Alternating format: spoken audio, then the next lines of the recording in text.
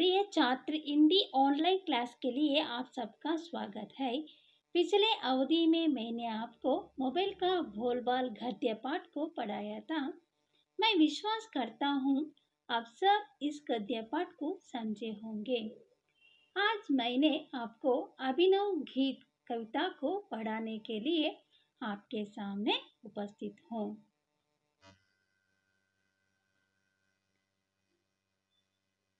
आज का विषय है अभिनव गीत। अभिनव गीत कविता का कवि हरिशंकर कश्यप।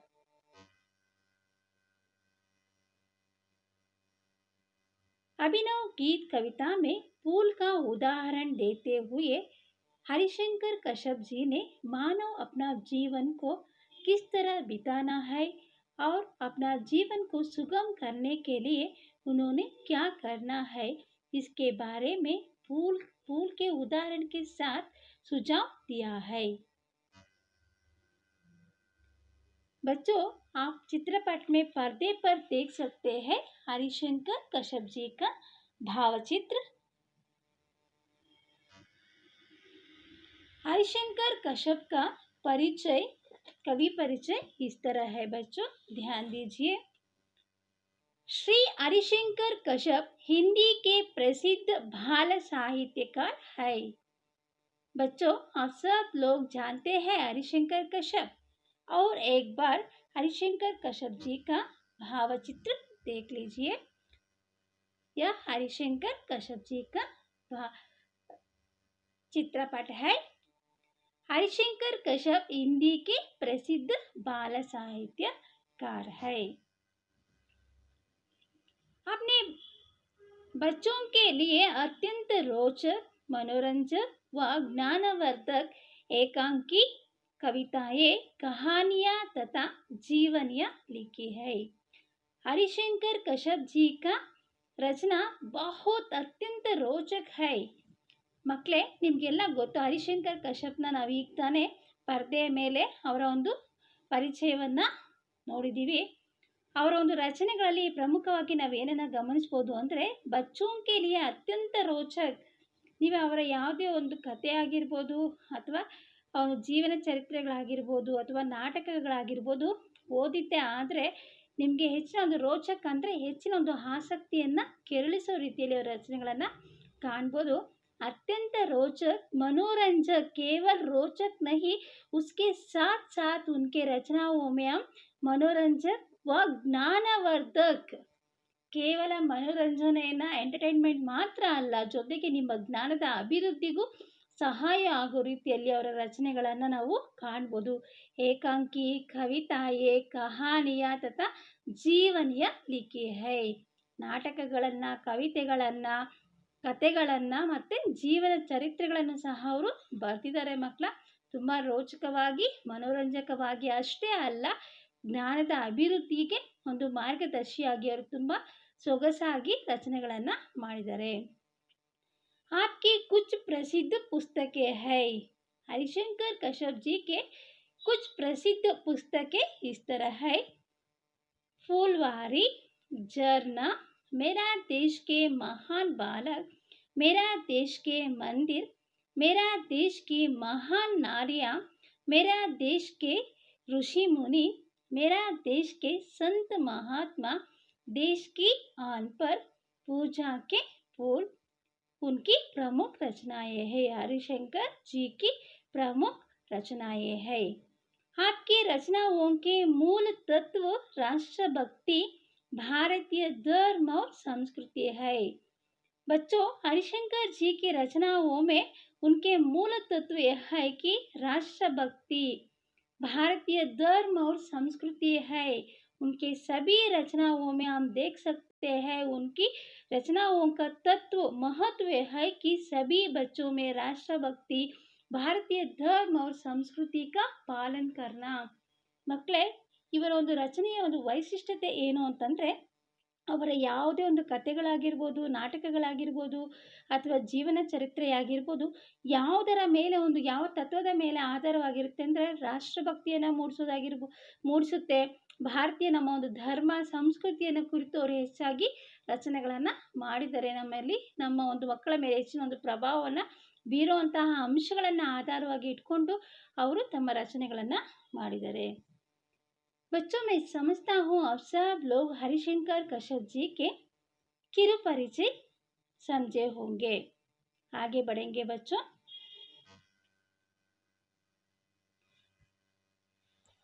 पाठ्यक्रम का हर गद्य पाठ हो या पद्य पाठ हो एक प्रमुख उद्देश्य पर आधारित होता है. उसी तरह अभिनव गीत कविता भी एक प्रमुख उद्देश्य पर आधारित हुआ है. अभिनव गीत कविता का उद्देश्य है कि इस कविता के द्वारा बच्चों जीने की कला सीख सकते हैं. कष्ट के समय में भी हंसते रहने और सबको सुख देते रहने की कला का परिचय दिलाना इस कविता का उद्देश्य है. ಮಕ್ಕಳೇ, ನಿಮಗೆಲ್ಲ ಗೊತ್ತು, ಪಠ್ಯಕ್ರಮದ ಪ್ರತಿಯೊಂದು ಒಂದು ಗದ್ಯ ಆಗಿರ್ಬೋದು, ಪದ್ಯ ಆಗಿರ್ಬೋದು, ಒಂದು ಪ್ರಮುಖ ಉದ್ದೇಶವನ್ನು ಒಳಗೊಂಡು ರಚನೆ ಆಗಿರುತ್ತೆ. ಅದೇ ರೀತಿಯಾಗಿ ಈ ಅಭಿನವ್ ಗೀತ್ ಈ ಒಂದು ಕವಿತೆಯು ಸಹ ಒಂದು ಪ್ರಮುಖ ಉದ್ದೇಶವನ್ನು ಒಳಗೊಂಡು ರಚನೆ ಆಗಿದೆ. ಈ ಒಂದು ಕವಿತೆಯ ಉದ್ದೇಶ ಏನು ಅಂತಂದರೆ, इस कविता के द्वारा बच्चों जीने की कला सीख सकते हैं. ಯಾವ ರೀತಿಯ ನಾವು ಜೀವನವನ್ನು ನಡೆಸಬೇಕು, कष्ट के समय में भी हंसते रहने और सबको सुख देते रहने की कला का परिचय दिलाना इस कविता का उद्देश्य है. हर मानव कष्ट को सहना चाहिए. मानव के जीवन में कष्ट और सुख आता ही रहता है. हम क्या करना है, आने वाले कष्टों का सामना हंसते हंसते करना चाहिए. यही इस कविता का प्रमुख उद्देश्य है. ಮಕ್ಕಳೇ, ಮನುಷ್ಯ ಅಂದಮೇಲೆ ಜೀವನದಲ್ಲಿ ಸುಖ ದುಃಖ ಕಷ್ಟ ಸುಖ ಅನ್ನುವಂಥದ್ದು ಸಾಮಾನ್ಯವಾಗಿ ಒಂದೇ ನಾಣ್ಯದ ಎರಡು ಮುಖಗಳು. ಕಷ್ಟದ ಹಿಂದೆ ಸುಖ ಇರುತ್ತೆ, ಸುಖದ ಹಿಂದೆ ಕಷ್ಟನೂ ಸಹ ಇರುತ್ತೆ. ನಾವೇನು ಮಾಡಬೇಕು, ಸುಖ ಬಂದಾಗ ಹಿಗ್ಗಬಾರ್ದು, ಕಷ್ಟ ಬಂದಾಗ ಕುಗ್ಗಬಾರ್ದು. ಎರಡನ್ನೂ ಏನು ಮಾಡಬೇಕು, ಸಮವಾಗಿ ಸ್ವೀಕಾರವನ್ನು ಮಾಡಬೇಕು. ಯಾವಾಗ ನಾವು ನಗ್ನಗ್ತ ಕಷ್ಟವನ್ನು ಸಹಿಸ್ತೀವೋ ಅವಾಗ ಏನಾಗುತ್ತೆ, ಆ ಕಷ್ಟ ತುಂಬ ಬೇಗ ನಮ್ಮಿಂದ ದೂರ ಆಗುತ್ತೆ. ಕಷ್ಟ ಅಂತ ನಮಗದು ಅನಿಸೋದೇ ಇಲ್ಲ. इसी कारण से हरिशंकर कश्यप ने फूल के उदाहरण देते हुए हम सब लोगों को सुझाव दे रहा है कि हम क्या करना है, हमारा जीवन में आने वाले हर कष्ट को हंसते हंसते सामना करना चाहिए. ಎಲ್ಲ ಮನುಷ್ಯರು ಏನು ಮಾಡಬೇಕು, ಜೀವನದಲ್ಲಿ ಬರುವಂತಹ ಎಲ್ಲ ಕಷ್ಟಗಳನ್ನು ನಗ್ನಗ್ತ ಸ್ವೀಕಾರವನ್ನು ಮಾಡಬೇಕು, ಎದುರಿಸೋಕ್ಕೆ ಸದಾ ಸಿದ್ಧರಾಗಿರಬೇಕು. इस कविता से संबंधित कुछ नया शब्द इस तरह है. अभिनव, नूतन. अभिनव शब्द का अर्थ है बच्चों नूतन, नया, ಹೊಸತನ ಅಂತ ಹೇಳ್ಬಿಟ್ಟು ಇದರ ಅರ್ಥ. फूल, पुष्प, छवि, शोभा, अंतर, भीतर, ಒಳಗಡೆ ಅಂತ. तन, शरीर, निज, अपना, जग, संसार, झरना, गिरना, सुरभि, सुगंधित. इस कविता का नया शब्द.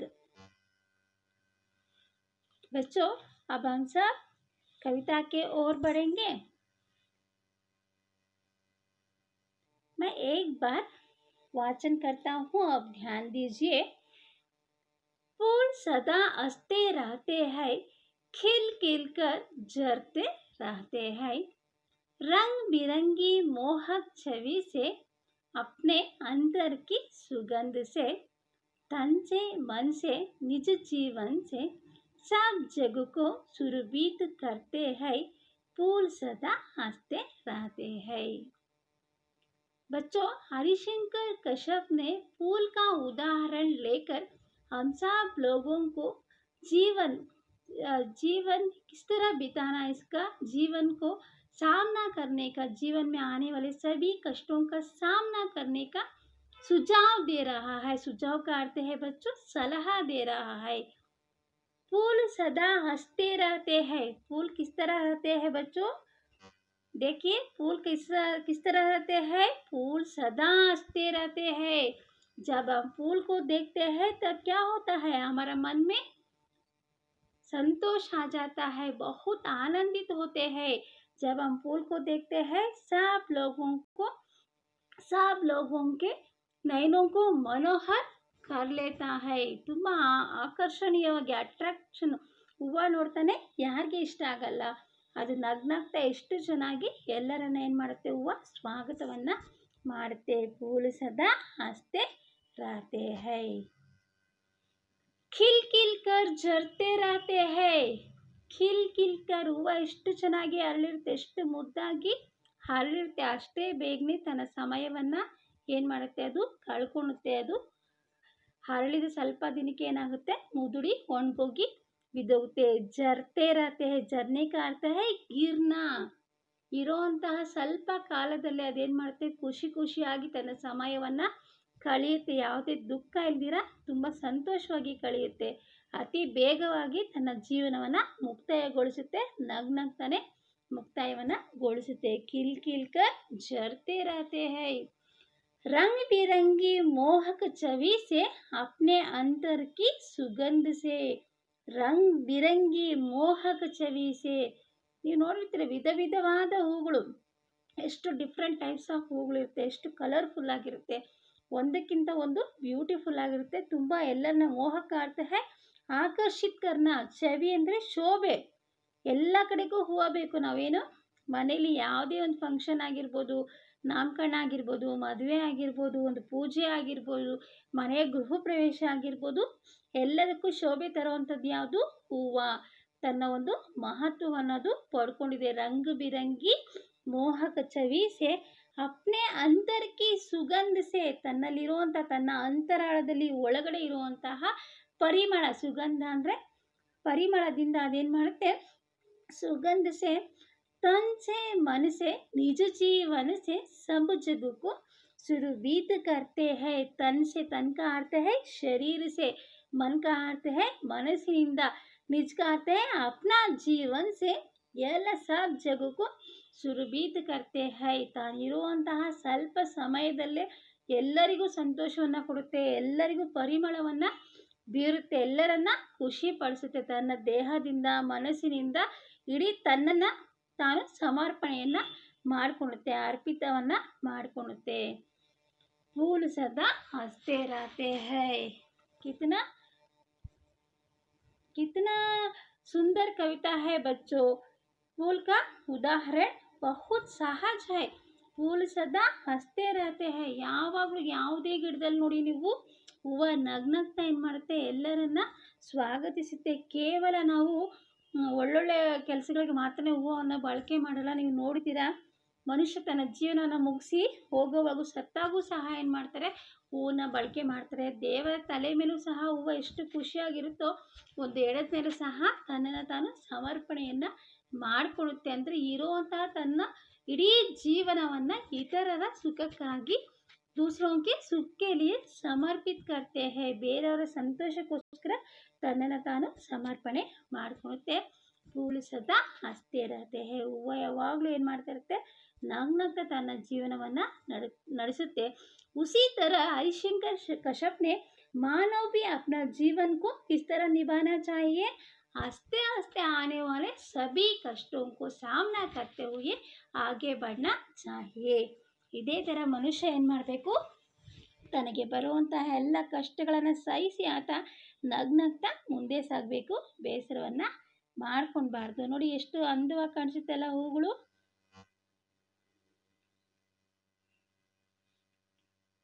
रहो सदा सबसे हिल मिलकर, कष्ट सहो जीवन में हंसकर, जियो सदा सबको सुख देकर, फूल यही हमसे कहते हैं, फूल सदा हंसते रहते हैं. रहो सदा सबसे हिल मिलकर का अर्थ है मिलजुल कर. सबके साथ हम क्या करना है, सभी मानव ने सबके साथ मिलजुल कर रहना ज़रूरी है. किस तरह फूल रहते हैं देखो बच्चों. ನೋಡಿ, ತರತರವಾದ ಹೂಗಳೆಲ್ಲ ಒಟ್ಟೊಟ್ಟಿಗೆ ಎಷ್ಟು ಚೆನ್ನಾಗಿ, ಎಷ್ಟು ಮುದ್ದು ಮುದ್ದಾಗಿ ಕಾಣಿಸುತ್ತೆ.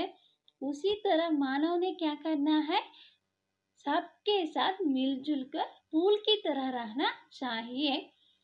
कष्ट सहो जीवन में हंसकर।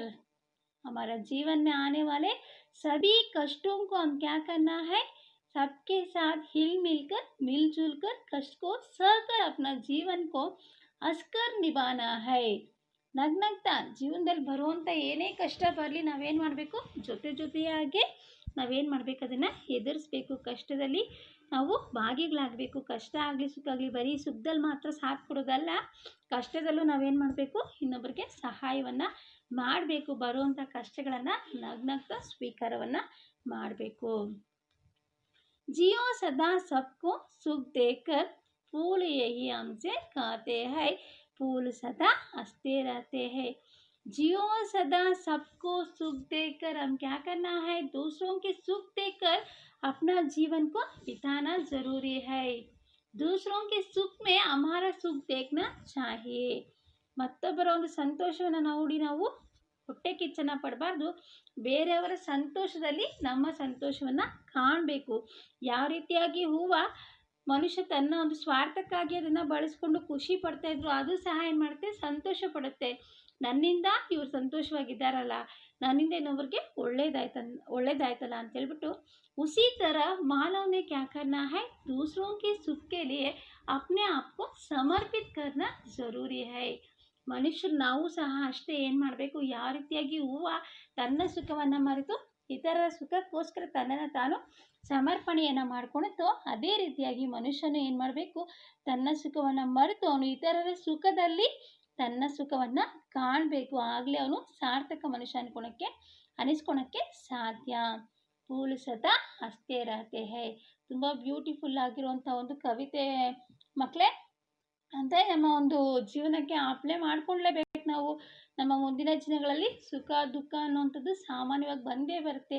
ನಾವು ಬರುವಂಥ ಎಲ್ಲ ಕಷ್ಟಗಳನ್ನ ಏನು ಮಾಡಬೇಕು, ನಗ್ನಗ್ತಾ ಸ್ವೀಕಾರವನ್ನು ಮಾಡಬೇಕು. उसके साथ साथ हम क्या करना है बच्चों, दूसरों के सुख में हमारा सुख को देखना ज़रूरी है और जीवन में आने वाले सभी कष्टों को हंसते हंसते सामना करते आगे बढ़ना ज़रूरी है.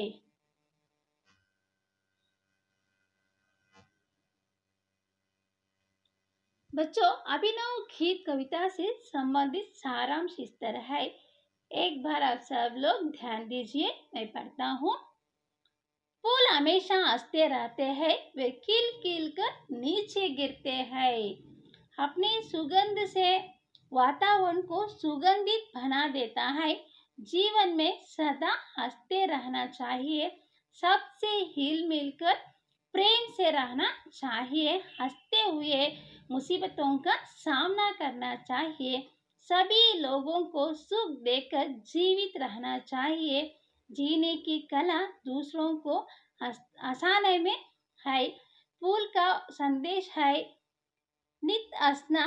फूल रंग बिरंगी होते हैं, उसके जैसे जीवन रंगीला होना चाहिए. मुसीबतों के सामना हिम्मत नहीं हारना चाहिए. बच्चों, अभिनव गीत का सारांश यह है. फूल हमेशा हंसते रहते हैं, वो ಯಾವಾಗಲೂ ನಗ್ನಗ್ತಾ ಇರುತ್ತೆ. ಕಿಲ್ ಕಿಲ್ ಕರ್ ನೀಚೆ ಗಿರ್ತೆ ಹೈ. ತುಂಬ ಎಷ್ಟು ಮುದ್ದು ಮುದ್ದಾಗಿ ಹರಳುತ್ತೋ ಅಷ್ಟೇ ಈಸಿಯಾಗಿ ತನ್ನ ಒಂದು ಜೀವಿತ ಅವಧಿಯನ್ನು ಅದು ಕಳ್ಕೊಂಡು ಅದೇನಾಗುತ್ತೆ, ಕೆಳಗಡೆ ಉದುರುತ್ತೆ. अपनी सुगंध से वातावरण को सुगंधित बना देता है. ಕೇವಲ ತನ್ನ ಅಂದ ಚಂದದಿಂದ ಕಣ್ಣಿಗೆ ಮಾತ್ರ ಮನೋಹರವನ್ನು ನೀಡೋದಿಲ್ಲ, ಮನುಷ್ಯನಿಗೆ ಸಂತೋಷವನ್ನು ಕೊಡೋದಿಲ್ಲ, ತನ್ನೊಳಗಿರೋ ಅಂತಹ ಒಂದು ಪರಿಮಳದಿಂದ ಸಹ ಅದೇನು ಮಾಡುತ್ತೆ, ಎಲ್ಲರಿಗೂ ಸುವಾಸನೆಯಿಂದ ಖುಷಿಯನ್ನು ಕೊಡುತ್ತೆ. ತನ್ನನ್ನು ತಾನು ಮನುಷ್ಯನಿಗೋಸ್ಕರ ಸಮರ್ಪಣೆಯನ್ನು ಮಾಡಿಕೊಳ್ಳುತ್ತೆ. जीवन में सदा हंसते रहना चाहिए. हरिशंकर कश्यप जी ने यही कहना चाहता है कि हम क्या करना है, हमारा जीवित अवधि में हर दिन हर रोज आने वाले सभी मुसीबतों का सामना करते जीवन में सदा हंसते रहना चाहिए. ಕಷ್ಟ ಬರಲಿ ಸುಖ ಬರಲಿ ನಗ್ನಗ್ತಾ ಜೀವನವನ್ನು ಮಾಡಿ ನಾವು ನಮ್ಮ ಒಂದು ಸಮಯ ಯಾವಾಗ ಕಳೆದೋಗುತ್ತೆ ಅಂತ ಹೇಳೋಕ್ಕೆ ಸಾಧ್ಯ ಇಲ್ಲ.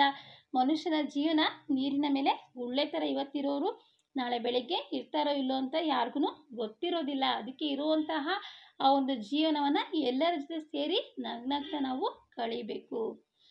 सबसे हिल मिलकर प्रेम से रहना चाहिए. सबके साथ साथ हिल मिलकर मिलजुल कर रहना चाहिए। हमारा भेदभावों को भूलकर छोटे बड़े हिंदू मुस्लिम इस तरह अमीर गरीब इस तरह भेदभावों को भूलकर हम क्या करना है, सबके साथ मिलजुल कर प्रेम से रहना चाहिए। ಇಲ್ಲಿ ಕೇವಲ ನಾವು ಇನ್ನೊಬ್ಬರ ಜೊತೆಗೆ ಇರೋದು ಮಾತ್ರ ಅಲ್ಲ, ಯಾವ ರೀತಿಯಾಗಿ ಇರಬೇಕು ಅಂದರೆ ಪ್ರೀತಿಯಿಂದ ಇರಬೇಕು, ಅವ್ರ ಮೇಲೆ ನಂಬಿಕೆ ವಿಶ್ವಾಸದಿಂದ ನಾವು ಒಟ್ಟೊಟ್ಟಿಗೆ ಜೀವನವನ್ನು ಮಾಡಬೇಕು. ನಮ್ಮಲ್ಲಿರುವಂತಹ ಭೇದ ಭಾವವನ್ನು ಎಲ್ಲವನ್ನು ಮರೆತು ಅವರೊಟ್ಟಿಗೆ ನಾವು ಜೀವನವನ್ನು ಮಾಡಬೇಕು. ಹಸ್ತೆ ಹುಯೇ ಮುಸೀಬತೋं का सामना करना चाहिए. ಬರುವಂತಹ ಎಲ್ಲ ಕಷ್ಟಗಳನ್ನು ನಗ್ನಗ್ತಾ ನಾವು ಎದುರಿಸಬೇಕು. सभी लोगों को सुख देकर जीवित रहना चाहिए. दूसरों के ಸುಖ ಮೇ ಅವರ ಸುಖ ದೇಖ್ನಾ ಚಾಹಿಯೇ. ಬೇರೆಯವರ ಸುಖದಲ್ಲಿ ನಮ್ಮ ಸುಖವನ್ನು ಕಾಣಬೇಕು. ನನಗಂತೂ ಕಷ್ಟ ಇದೆ, ಹೋಗ್ಲಿ ಬಿಡಪ್ಪ, ದೇವರು ಅವ್ರನ್ನಾದ್ರೂ ಚೆನ್ನಾಗಿಟ್ಟಿದ್ದಾರೆ, ಅವರಾದರೂ ಚೆನ್ನಾಗಿರಲಿ ಅಂತ ಬೇರೆಯವರ ಸಂತೋಷನ ನೋಡಿ ನಾವು ಖುಷಿ ಪಡಬೇಕು. ಜೀನೆ ಕಿ ಕಲಾ ದೂಸರೋं को आसाने में है. ನಗೋದು ತುಂಬ ಈಸಿ ಮಕ್ಕಳ, दूसरों को हंसाना बहुत कठिन है. ಇನ್ನೊಬ್ಬರನ್ನ ನಗಿಸುವಂತಹ ಕಲೆ ತುಂಬ ಕಷ್ಟ. ನಾವೇ ನಗುವಂಥದ್ದು ಈಸಿ, ಆದರೆ ನಾವು ಯಾವಾಗಲೂ ಬೇರೆಯವರ ನಗುವಲ್ಲಿ ನಮ್ಮ ನಗುವನ್ನು ಕಾಣಬೇಕು. ಆ ರೀತಿ ಒಂದು ಒಳ್ಳೆಯ ಮನೋಭಾವನೆಯನ್ನು ನಾವು ಬೆಳೆಸ್ಕೊಬೇಕು. फूल का संदेश है नित्य हंसना. फूल रंग बिरंगे होते हैं. ತುಂಬ ಕಲರ್ಫುಲ್ ಆಗಿ ಇರುತ್ತೆ ಹೂವು. ಕೇವಲ ಒಂದು ದಿವಸ ನಿನ್ನ ನಗು ಇದ್ದರೆ ಸಾಲದು, ಯಾವಾಗಲೂ ನಿನ್ನಲ್ಲಿ ಏನಾಗಿರಬೇಕು, ಆ ಒಂದು ನಗು ಖಂಡಿತವಾಗ್ಲೂ ಇರಬೇಕು. ಉಸಿ ಕೆ ಜೈಸೆ ಜೀವನ್ ರಂಗೀಲಾ ಹೋನಾ ಚಾಹಿಯೇ. ಯಾವ ರೀತಿಯಾಗಿ ಕಲರ್ಫುಲ್ಲಾಗಿ ಬ್ಯೂಟಿಫುಲ್ಲಾಗಿ ಮನಸೆಳೆಯೋ ರೀತಿಯಲ್ಲಿ ಹೂವು ಇರುತ್ತೋ, ಎಂಥವ್ರನ್ನು ಅಟ್ರಾಕ್ಷನ್ ಮಾಡೋ ರೀತಿಯಲ್ಲಿ ಆಕರ್ಷಿತ ಕರ್ನೆ ಉಸ್ ಥರ ಹಮ್ ಕ್ಯಾ ಕರ್ನಾ ಹೈ, ಅಪ್ನಾ ಜೀವನ್ ಭಿ ಬಿತಾನಾ ಜರೂರಿ ಹೈ. ಅದೇ ಥರ ನಾವು ನಮ್ಮ ಜೀವನವನ್ನು ಮಾಡಲೇಬೇಕು. ಅದೇ ರೀತಿಯಲ್ಲಿ ನಾವು ನಗ್ನಗ್ತಾ ಏನು ಮಾಡಬೇಕು, ಇನ್ನೊಬ್ಬರನ್ನ ಖುಷಿ ಪಡಿಸ್ಕೊಂಡು ನಮ್ಮ ಜೀವನವನ್ನು ನಡೆಸಬೇಕು. ಮುಸೀಬತ್ ಕೆ ಸಮಯ ಹಿಮ್ಮತ್ ನಹಿ ಹಾರ್ನಾ ಚಾಹಿಯೇ. ಕಷ್ಟ ಬಂತು ಅಂತ ಹೇಳ್ಬಿಟ್ಟು ನಾವು ಸೋತೋಗ್ಬಾರ್ದು. ಏನಪ್ಪ ನನ್ನ ಜೀವನದಲ್ಲಿ ಕಷ್ಟ ಬಂದ್ಬಿಡ್ತು, ನಾನು ಏನು ಮಾಡ್ತೀನಿ, ಏನು ಮಾಡೋಕ್ಕಾಗಲ್ವೇನೋ ಅಂತೆಲ್ಲ ಅಂದ್ಕೊಂಬೇಡಿ. ಏನು ಅದೆಲ್ಲ ಯಾವುದೂ ಆಗೋದಿಲ್ಲ. ನಾವೇನು ಮಾಡಬೇಕು, ನಗ್ನಗ್ತಾ ಏನೇ ಕಷ್ಟ ಬಂದು ನಾನು ಅದನ್ನು ಎದುರಿಸ್ತೀನಿ ಅಂತ ನಿಂತರೆ ನಿಮ್ಮ ಕಷ್ಟ ಈಸಿಯಾಗಿ ಹೊರಟೋಗುತ್ತೆ ನಿಮ್ಮಿಂದ. ಇವು ಕಷ್ಟ ಅಂತ ಹತ್ತು ಸುರಿದು ಮಾಡಿದ್ರೆ ಎಲ್ಲೂ ಹೋಗೋದಿಲ್ಲ. ನಗ್ನಗ್ತಾ ಅದನ್ನು ಎದುರಿಸುವಂಥ ಶಕ್ತಿಯನ್ನು ಬೆಳೆಸ್ಕೊಬೇಕು. बच्चों मैं समझता हूँ अभिनव गीत कविता का सारांश आप सब लोग समझ लिया. इस कविता से संबंधित कुछ प्रश्न गृहपाठ के लिए इस तरह है, ध्यान से सुनिए. एक वाक्य का प्रश्न है. पहला प्रश्न है, फूल सदा कैसे रहते हैं. दूसरा प्रश्न है, फूल किस तरह झड़ते रहते हैं. तीसरा प्रश्न है, फूल की छवि कैसी होती है. 2-3 वाक्यों का प्रश्न इस तरह है बच्चों. फूल सब जग को किस रीति से सुरभित करते हैं. फूल सदा हमसे क्या कहते हैं. और तीसरा प्रश्न है, जीवन में कष्ट कैसा सहना चाहिए. मैं समझता हूँ आप सब लोग अभिनव गीत कविता का सारांश समझे होंगे. आप समझ कर और एक बार इस वीडियो को देखकर आप क्या करना है, इन सभी प्रश्नों का उत्तर आपके गृहपाठ के पुस्तक में लिख लीजिए. धन्यवाद.